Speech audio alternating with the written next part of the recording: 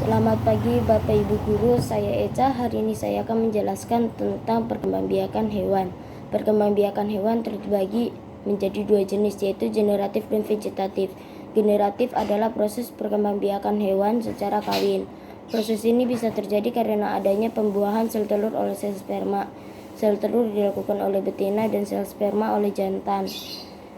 Sedangkan vegetatif adalah proses perkembangbiakan hewan secara tidak kawin.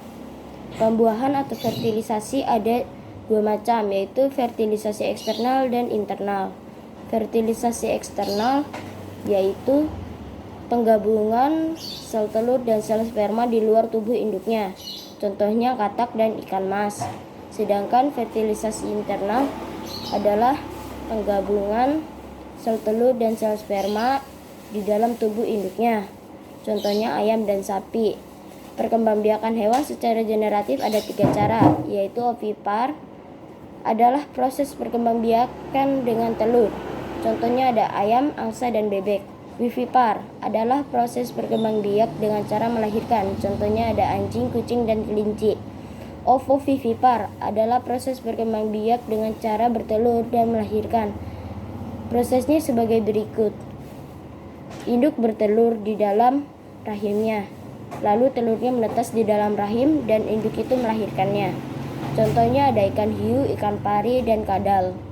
Sedangkan perkembangbiakan hewan secara vegetatif atau tidak kawin ada 3 cara, yaitu tunas adalah proses perkembangbiak dengan munculnya tonjolan dan terus berkembang dalam dan membesar bila sudah besar. Kemudian tunas itu akan terlepas dari tubuh induknya dan berkembang biak sendiri. Contohnya adalah hydra. Membelah diri adalah proses berkembang biak yang dimulai dengan pembelahan inti sel menjadi 2 bagian, diikuti dengan pembelahan cairan sel dan dinding sel. Akhirnya terbentuklah 2 sel, dan 2 sel ini hidup mandiri dan akan membelah diri lagi, contohnya amoeba. Fragmentasi adalah perkembangbiakan yang berasal dari potongan tubuhnya sendiri, contohnya cacing pipih. Demikian penjelasan dari saya. Terima kasih.